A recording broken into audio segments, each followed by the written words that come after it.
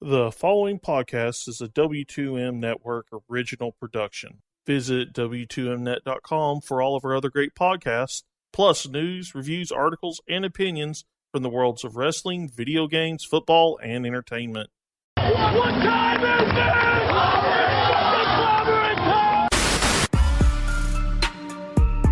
I am the face that runs the place. You need Roman to be out of the main title picture for a little while.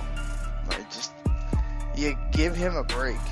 This is the only way you're possibly going to get the crowd to do anything but boo him. Just give him a break.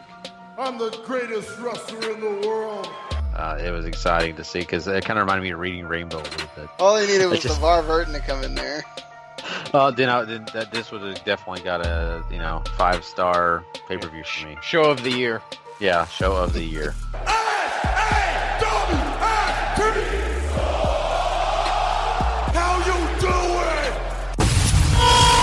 The WWE, it kind of makes me sick. Like, everybody walks around here and they get their feelings hurt. They get all sad about stupid things. You know, we came to the WWE for one reason. You know, I've got 3 children that want iPads. I've got a hot Asian wife that wants an Escalade. I need to make money. I want to make a lot of money. That's what we did. We came here on big, huge, guaranteed downsides, right? We do whatever we want, whenever we want, everywhere that we go.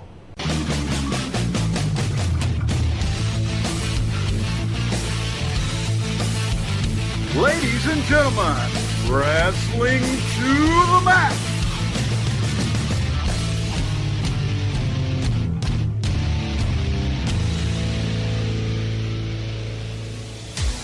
And your hosts, Gary Vaughn, Sean Garmer, and Paul Leeser.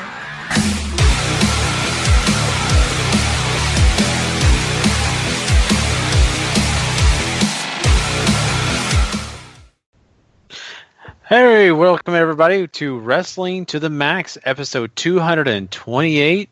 2017 is here, and this is part 1 of our weekly show. We are excited because it is a brand new year. There's a lot of going on in the world now, just starting up. So hopefully this year will be exciting for all of us here on Wrestling to the Max. And of course for you, we'll be doing a lot of things different this year. We'll have some exciting things coming your way. But being the new year, just to let everybody know, a preface before we get the show started, we're going to be really talking news tonight. Not a lot going on because it is a new year. A lot of wrestling promotions like Ring of Honor have best of shows. So we're not going to be covering that show. And, that kind of also affects, the fact that maybe we don't have a lot of news as well. We do have some great news, don't get me wrong, but just not a plethora of it. So, if it's a shorter show tonight, hey, at least you got a chance to have some good stuff and maybe, get to be done a little quicker tonight, but that's okay. I'm your host, Gary Vaughn, and along with me is Mr. Sean Garmer. What's up, everybody? And Mr. Paul Leeser. Hey-o. So I didn't almost say Paul Newman. I mean, I might have still given the obligatory hey-o just because I'm so used to it at this point. That'd been fun though. I was like, hey everybody, guess what? Paul Newman's on this show. Paul Newman. Yeah, but anyway. This year is going to be a lot of fun. Hopefully, we're cleaning a lot of things up on the show. The website is amazing. It's just going to get better. The network continues to, get better. It's an all evolving process. We take things away, give things. It's just a take and give situation, but it just improves. So I'm excited about that. But man, my New Year's was very lax. I didn't do a lot. I just kind of hung out with my wife and daughter, and we kind of rang in the New Year together, which was actually kind of fun. I know it sounds silly, but we watched a family movie. We watched Secret Life of Pets. We had food, and then we watched the ball drop and just, gosh darn it, had a good time. So how did everything go with you, Paul? I unfortunately came down with a cold over the weekend, so I was in bed. Oh, wow. So you didn't even make midnight. No, I made it to midnight. I just wasn't very active as far as partying or going out and doing things or doing much of anything, really. I was just being miserable. So that's okay. My wife became miserable when she tried the champagne. She still doesn't like it. She's just not a champagne fan. I tried it again, didn't work. Next year will be margaritas. Anyway, but Sean, how about you, man? How did everything go for you? Well, I had to work at 5 a.m., so I couldn't really do a whole lot. It sucked. My daughter and mom went to the, I don't know if I explained this or not, but where we live in Homestead is about, I want to say 30 to 40 minutes away from where the rest of our family lives in Kendall, where we used to live when I first moved here in 2012. So it's a trek to go out there, and it's also a trek for anybody to come over here. So, like, the only person that ever comes over here is my grandma, and, like, she'll bring over, Anaya's cousins, and they'll play. Like, today they're here, and I don't know why they're still awake at freaking 2 in the morning, but I think they just went to bed. But that's what happens when kids are on Christmas vacation. But yeah, so I didn't get to go with them, so I was by myself.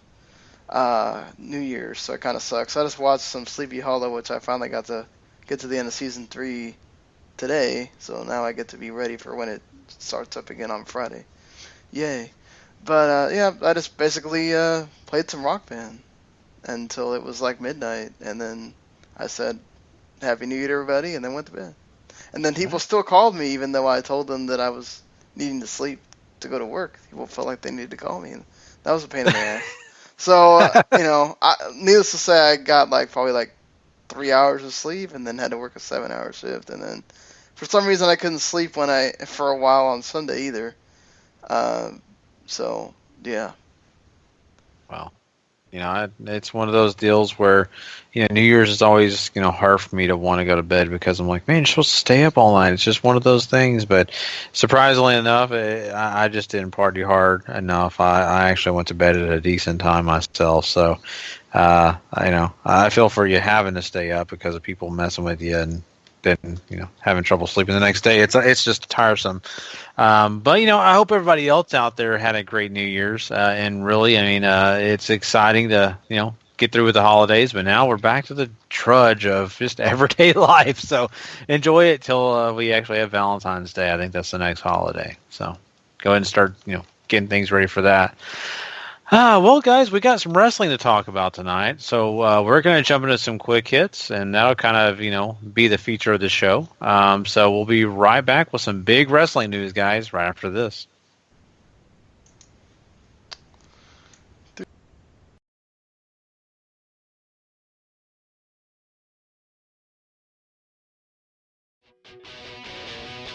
It's time for wrestling news. Quick hits. Alrighty, here we are, and we are ready to talk about some rumors already. I know, guys, why? But this may not really be that much of a rumor. It sounds like it could be a very real possibility closer to happening. And that is WrestleMania 34 taking place in New Orleans. That's right, returning to the state of Louisiana for the biggest show of WWE's year. I think this is interesting. I think the last one that they had in New Orleans was great. It was exciting, and returning back there is not a bad idea. It's a good location, barring any blackouts or anything. Of course, that's only the NFL that gets affected by those, I think. But, it's kind of interesting that they chose New Orleans. What do you think about this, Paul? It's a party city. Do you think they maybe skipped out on some other locations that they could have chosen? Yeah, they've been really hanging out in the South these last 5 or 6 years as far as everything. Well, wait, they had the one in New York right after New Orleans, didn't they? 29, yeah. Okay. No. So, I guess that's not too bad. There are a lot of larger, L.A., I'm surprised they haven't done recently, but, I guess with SummerSlam being there much more recently, that's why they haven't done it. I think they're going to wait till the new stadium. Oh, yeah. In L.A. That's a fair point. Ketsa's pretty pissed that they snubbed Chicago. I know. Or Minnesota with that new stadium too. Yeah. Yeah, if you pretty much don't have a top-tier stadium at this point for football, I don't think they're looking at you anymore. I think they're also, for some reason, they're really avoiding cold weather places right now. I guess they're really kind of scared about well, if we go to a cold weather place, then, you might get snow there or whatever during the day, or some bad rain, and then you can't do the event or whatever if it doesn't have a dome. So that I would be surprised. They'll probably go to Atlanta whenever that new Georgia Dome gets built.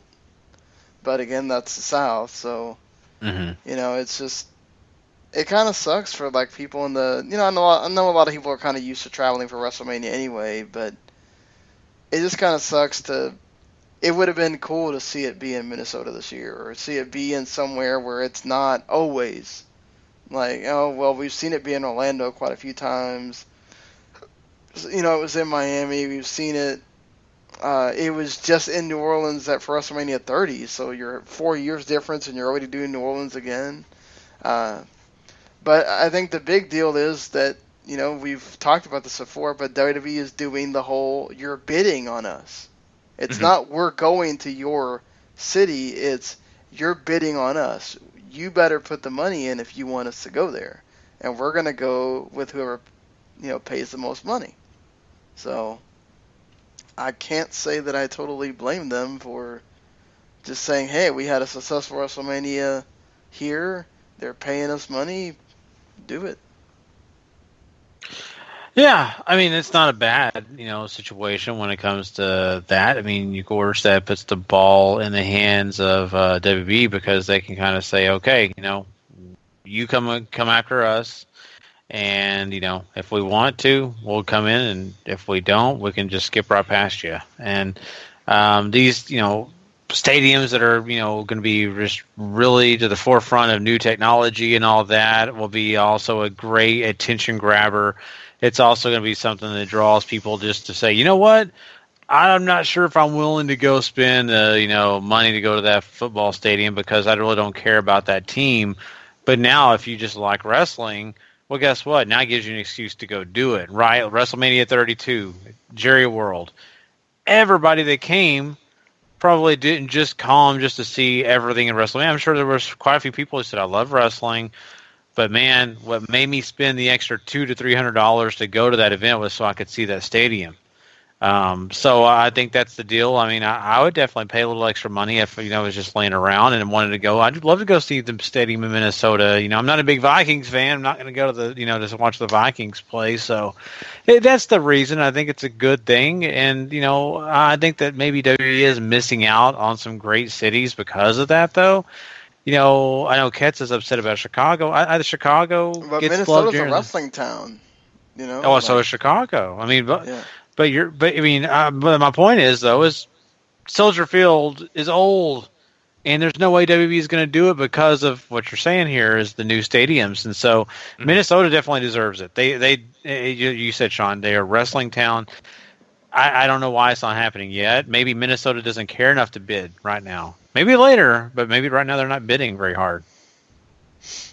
Yeah, and I mean, you got to think about it too. If you've had WrestleMania in your city before, you're going to know what the boom was for your city, right? You're going to, like Louisiana got, the New Orleans area got this huge increase in money, but we also have to understand that New Orleans, like economics right now, they are so bad that if LSU has to cancel a game, that affects that area. That affects that whole area of New Orleans, Baton Rouge, all that. So, like, and that's a freaking college. If a college cancels a football game, they're in trouble. So imagine how this helps New Orleans by having this event where you have all these people from all over the world come and pay money at your hotels and at your dining places and all that stuff, and not to mention the events themselves and everything else. So, it is a boon for that city when WrestleMania comes to town, and they keep breaking records every time. So why not take that chance? But that's weird considering what you just saw happen in Dallas, where you wouldn't have this bidding war happening more often.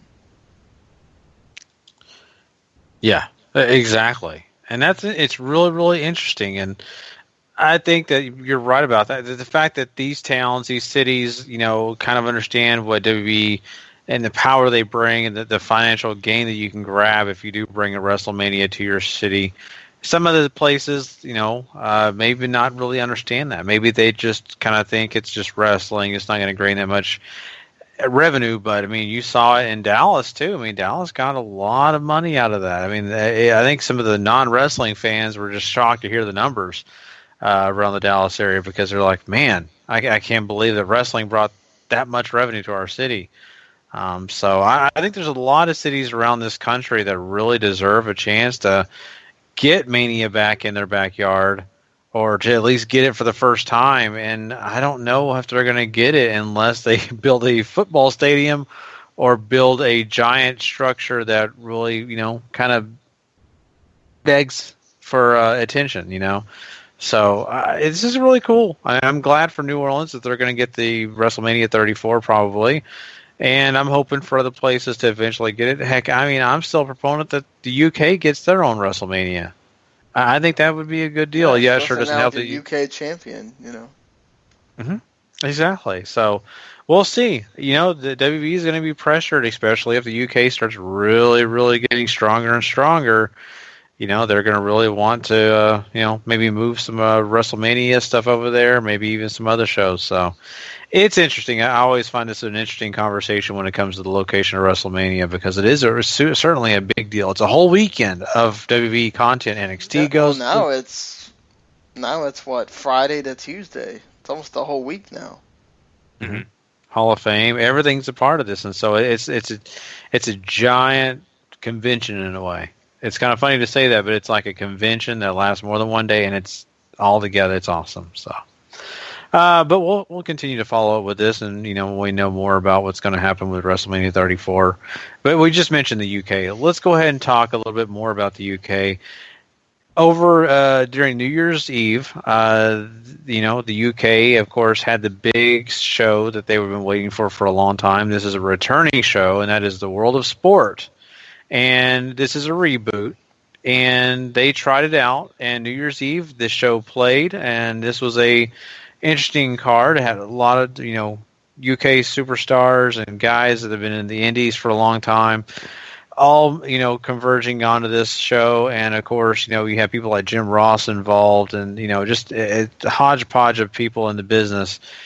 Here's the thing, though, which is interesting, is they chose New Year's Eve as the night to run the show. This was on ITV.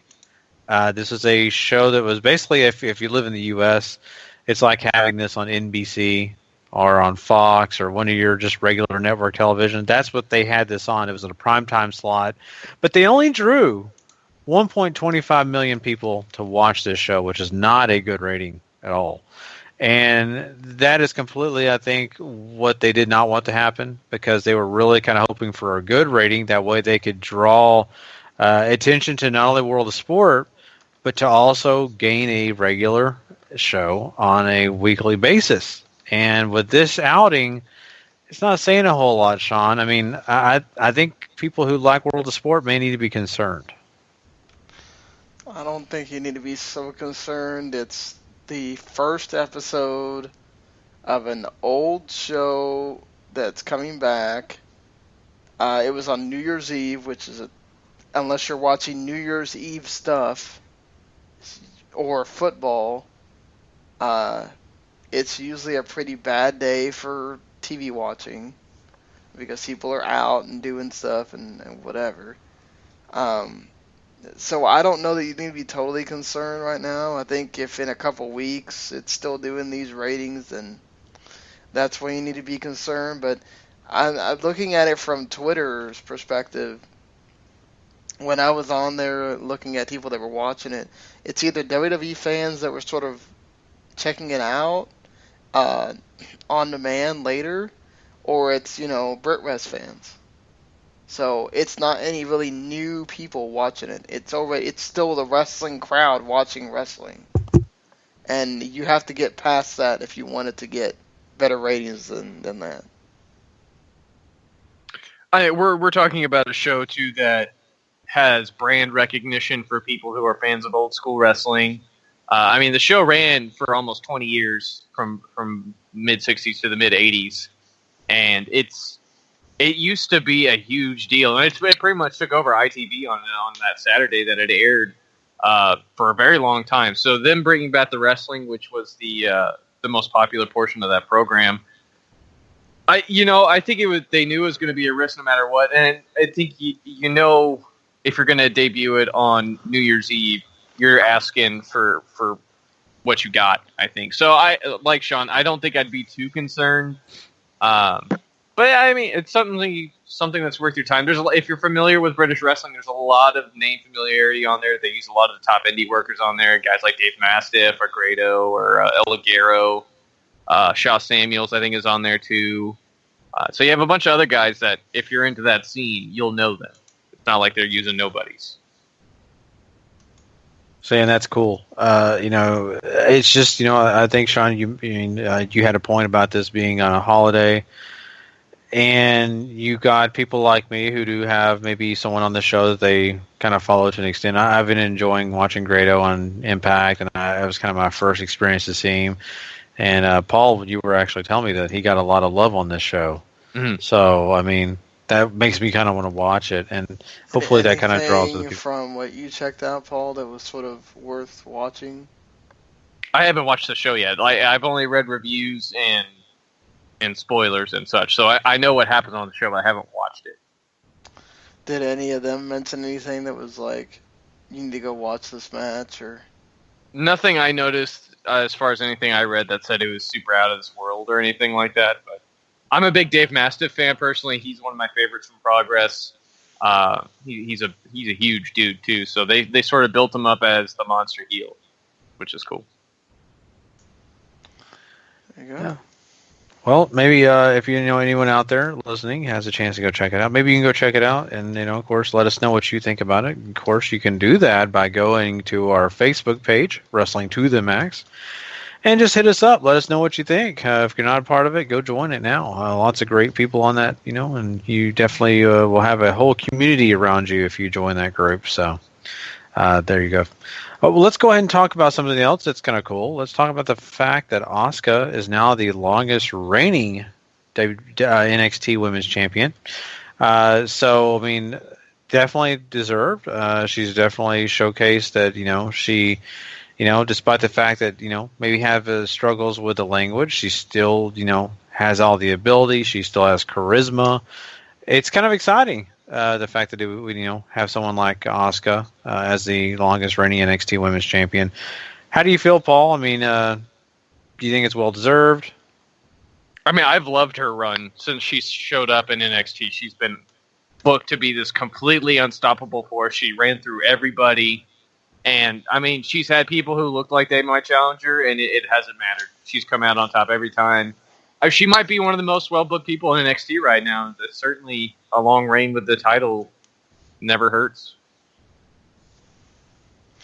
Oh, I mean, she has been terrific ever since she won that title. She has been defending it every time, having good to great matches with people. That last one, Mickie James, was pretty great. It's going to be interesting to see what she does with Nikki Cross now. I'm excited for her, and awesome on her part to get this accolade. It just makes you really wonder who now that she's kind of reached this milestone, who is going to take the belt off her, and when will it be? I mean, are they going to stretch this out even longer, or is Cross going to be the first one, or maybe somebody else that we're not even thinking of would be the first one to take the belt off her? But I think that she's really showcased that she's ready, and she's just one of those stars that it won't be long before they'll be talking about moving her up to that next level. But I could still see myself maybe trying to find a shirt or making this shirt up for Paul. I could just see it now. On the top says Asuka, and on the bottom, kill 'em all. Maybe do the old Metallica look, maybe. I don't know. Oh, wouldn't it be awesome? I got no problem with that. Anything that relates to killing bitches dead and Asuka, I'm down. I could see you definitely wearing that shirt, but there you go. Congratulations to Asuka. Well deserved. Let's talk about somebody who I'm, not sure we really want to, but they're in the news again, and it is not Sunny, so that's good. But it is Alberto Del Rio, or El Patron. whatever you remember him by. He actually went to jail. He was arrested in Australia on December 30th, 2016. And his brother went as well. They got into a fight in a nightclub. And, we've continued on after they took him to jail, him and his brother. He was able to get out of his zip tie handcuffs and got into another fight with his brother. And so this guy just couldn't control himself, apparently.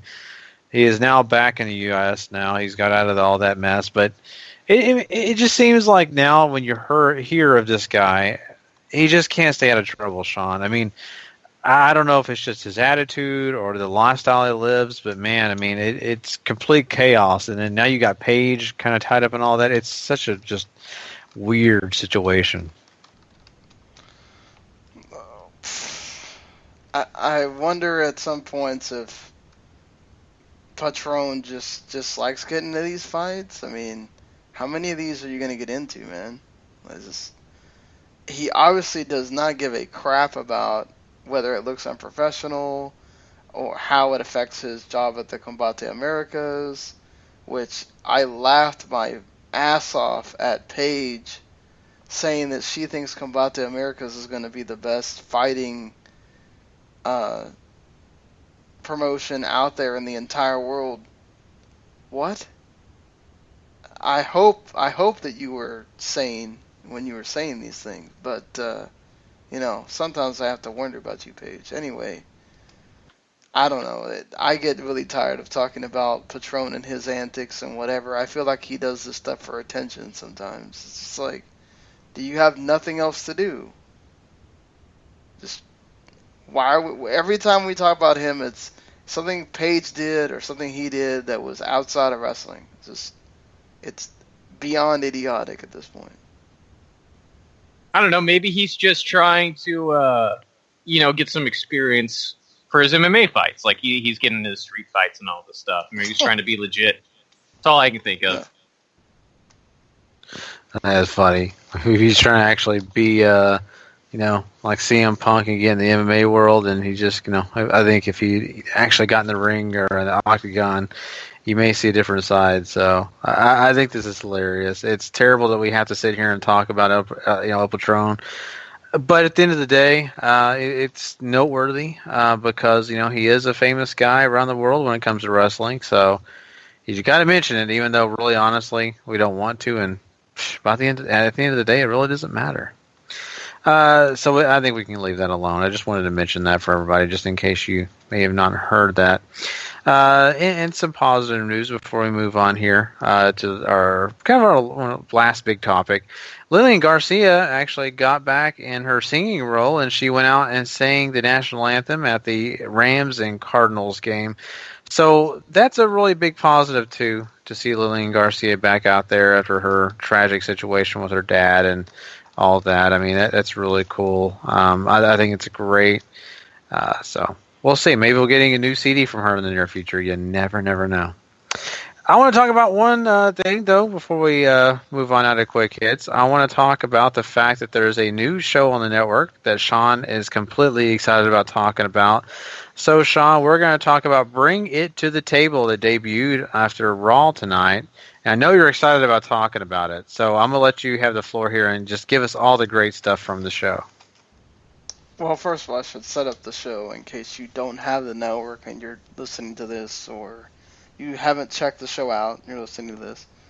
It is basically the WWE version of Pardon the Interruption on ESPN. If you're a American listener, or I don't know how much of ESPN's programming airs in other places, but you've probably all seen that show at one point or another. It's you have a host.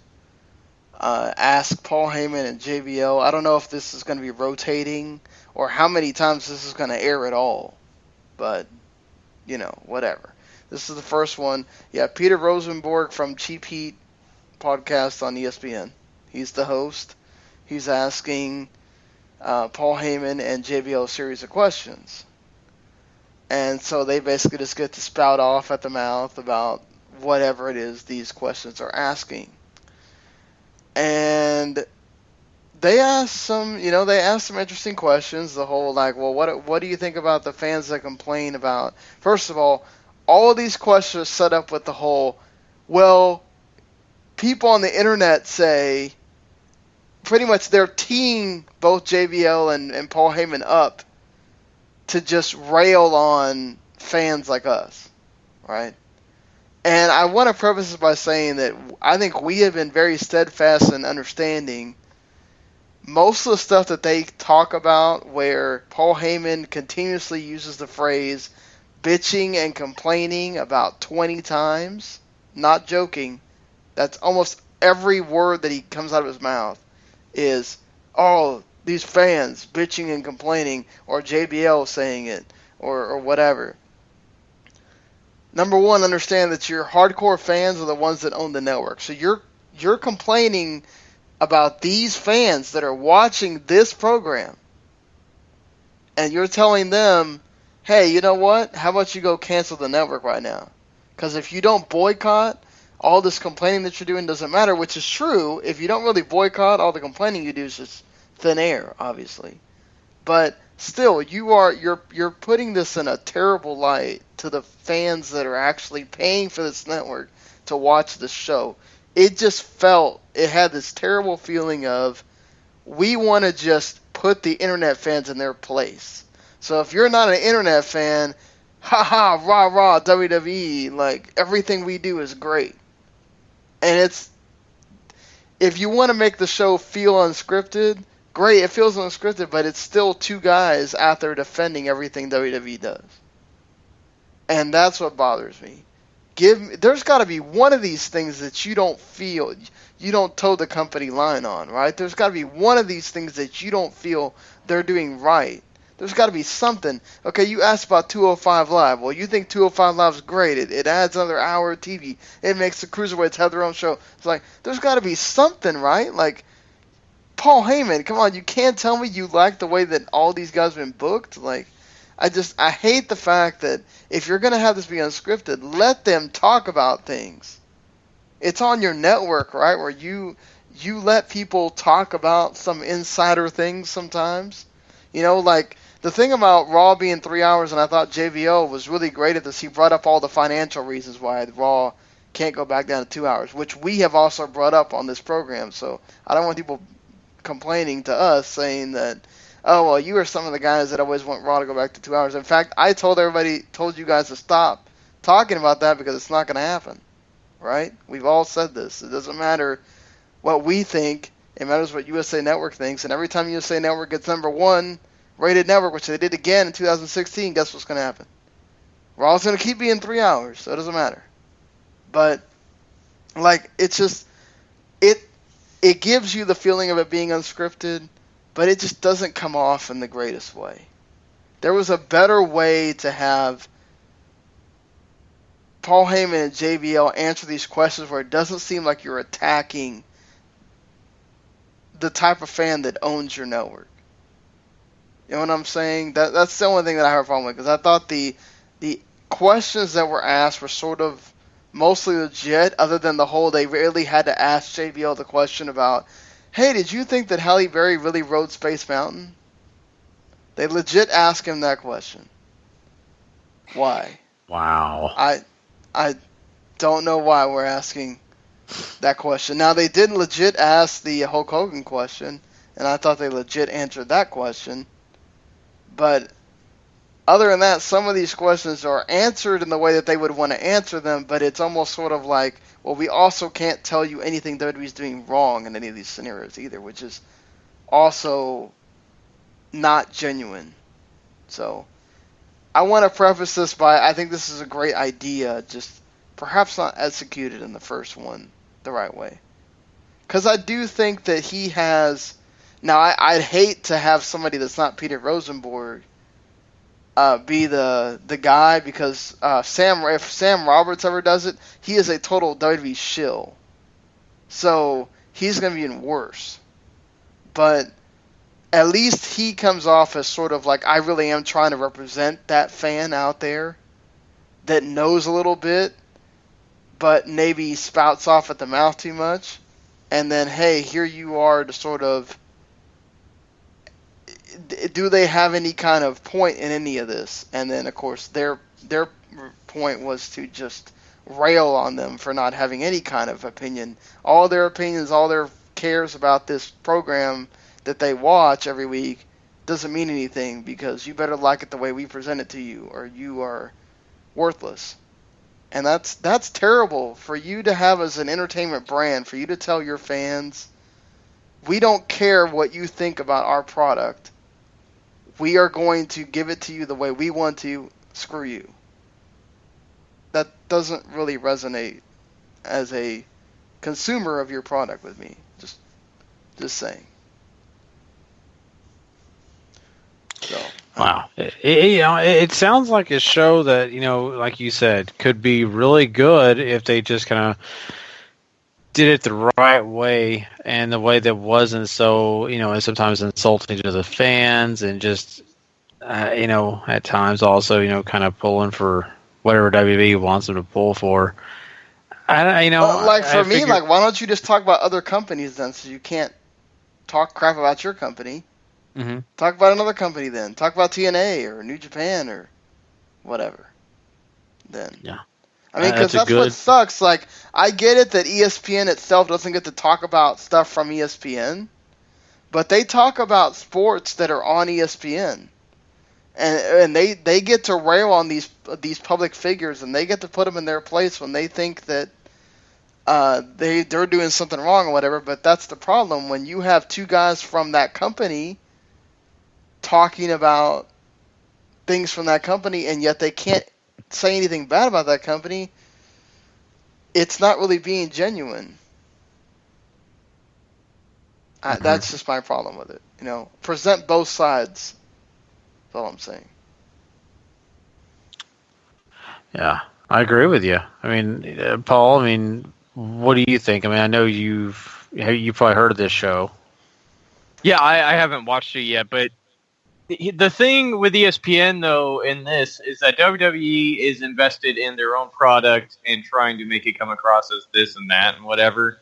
ESPN is sort of an outsider looking in, and where they do have contracts to air everything, but they are not directly involved in the product that they're making. And I feel like you're going to get that sort of bent just because the way WWE works is that they promote themselves as the greatest, and they're going to do every chance they can take to make them feel like the greatest. And it really sucks that there's better ways to do this than rallying against fans who are outwardly hating your product, but they're still watching. That's silly. Yeah, it is, and I don't know. It's kind of funny, lately with these programs, I've just been really uninterested in some of them, and it sounds terrible, but I still have not watched one Holy Foley. I love Table for Three and all of that, and I still haven't watched some of the newer ones. So, I think they're doing fine. We're promoting them, I guess, to an extent, but at the other times, I think to myself, why am I not actually trying to go and watch this content? And there's lots of other stuff for people to go check out. That's the problem WWE has, I think, sometimes, is they have programming that could be interesting, but nothing that draws you so much that you have to go check it out. Nothing that just really grabs you by the coat and says, you know what? F watching that show that you just saw on Netflix. So why don't you just skip that show on Netflix, watch the network, and if you have time, you'll watch that new show that just, premiered on Hulu. Well, it's, to me, they haven't done that just yet. And I get it. There's only so much you can do. It's, it's revolving around wrestling. But well, yeah, it's not like they can really do a drama featuring, Dolph Ziggler, Daniel Bryan, and Renee Young, where they're acting like lawyers or something. That's probably not going to happen. So, until they get to that moment, that's where they can actually compete with the Netflix or something like that. They can't compete on the level of basically ripping off PTI or... I thought Legends House was fine for what it was. We've seen a million reality shows like that. It's nothing special, but it's those characters made it special. But, it's fine. It's just, like you said, none of it really is totally engaging. So, I think Storytime's fine. you know. I will say this: if you're a casual fan that doesn't get involved in what we do or analyzes WWE at all, you just kind of, you have the network, you check out things here and there, you watch pay-per-views or whatever. I think this show will appeal to you because you're not the one being attacked here. So you might just you might agree because you'll probably agree with what they say. So it may come off as a better show to you than, say, people like us that, though we do not go to that extreme that a lot of these people do, and trust me, there are times where I want to turn Twitter off. Because I'll go on Twitter and I'm just like, wow, we got some nasty hot takes going today. I don't think I want to be on this place right now. But, and that's sort of who they were going at, was the ones that are constantly every week trying to find something to complain about, or we try to be positive. As much as we can. There's times where we have to say things we don't like. But, we try to spin more positively because, hell, if we're really hating something, why the hell would we waste our time covering it, right? So, just saying that I think if you're not a hardcore wrestling fan, you might actually enjoy this episode more than perhaps I did. Mm-hmm. Exactly. So, I think everybody, needs to give it a fair shot. We're just giving you, basically Sean's giving you his opinion. Paul and I still have yet to watch it. I'm sure we will. Like you guys, we're going to have to go and be objective, and maybe we love it. Maybe we just think, well, man, Sean's just out of whack. I don't know. It just, you have to judge it for yourself. But don't, just take our word for it. Go check it out. See if you do like it. And I've got to do that on more of these shows. Like I said, I'm so behind on watching WWE Network shows besides, the shows we watch, NXT and all that, 205 Live.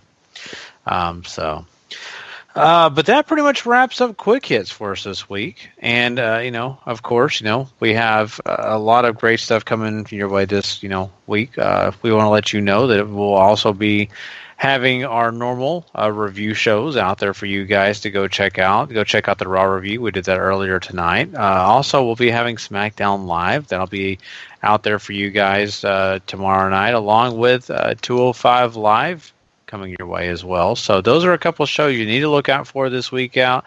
And also, don't forget, episode 228 Part 2 will be coming up for you guys. That'll be available for you on the Friday morning download. Go check that out as well. And, we have lots of other great stuff on the network. Sean. Wrestle Kingdom, of course, that's coming up on Wednesday morning. If you were expecting the preview to be inside this episode, it is not. It's by itself. Obviously, if you subscribe to the feed, it's right there. So that, if you just wanted, hey, I'm getting hyped for Wrestle Kingdom, it's the day before. They're actually going to have, they're probably either having it right now or in a few hours. They'll be having that big, their little festival show where they have the young lions go out there and have a couple matches and whatnot. Sort of the prelude to the big event that is the, January 4th show. Of course, Paul and I and Gary will be breaking that down on a separate show here in just a little bit. And you can check it out there. So, and then we'll have the review. I'm going to try to watch it live. Are you watching it live, Paul? Or? I am going to watch it live. Okay, so perhaps we will have a review right after it's over then. And then, you'll have that on early Wednesday morning.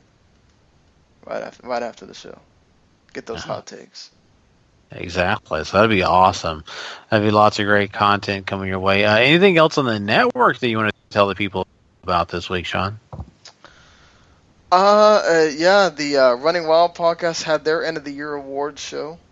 Just came out yesterday. I should be on the network by the time you're getting to hear these, so you can check out what they thought were some of the best wrestling moments of the year. Of course, Rich Lacconi does reviews for ROH for PW Pondering, so I'm sure there'll be a lot of ROH stuff there. They review Evolve as well, which is something we don't review, so if you're big into Evolve, you want to make sure you listen to them. That's of course talking WWE stuff and all that as well. And Jobber Squad, I think they're off until at least next week, and Wrestling Unwrapped took the weekend off. They couldn't. Both of those guys weren't feeling well, but they're apparently doing SummerSlam 1994 on Sunday. So if you want to check them out Sunday night, make sure you listen in because they'll be covering SummerSlam 1994. So, and I want to give a special shout out to these guys. I don't know how many of you guys listening to us know of the Talking Sheep podcast.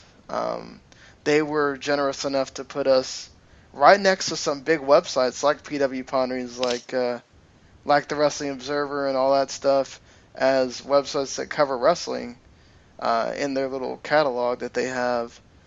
So I just wanted to give a shout out to Les Moore and Hugh Little and Celia Bloom for being awesome and doing that for us and putting this podcast and the whole network on there as far as the wrestling podcasts go. Definitely. That's really, really cool, and we're looking forward to checking all that out. And, of course, once again, everybody, if you want to go find all our content, W2Mnet.com is the place to go, along with to go subscribe to the W2M Network if you haven't already. And, of course, I mentioned it earlier. I'll mention it one more time. We do have a Facebook group. If you're not a part of it, go check it out. Just type in Wrestling to the Max. Go add yourself if you're not added. And then, hey, have a ball because there's lots of great people there, lots of great content every day for you guys to go check out. So we appreciate you all for joining us tonight. But until next time, if you're not living life to the max, not living life at all, you know it. Please. Later.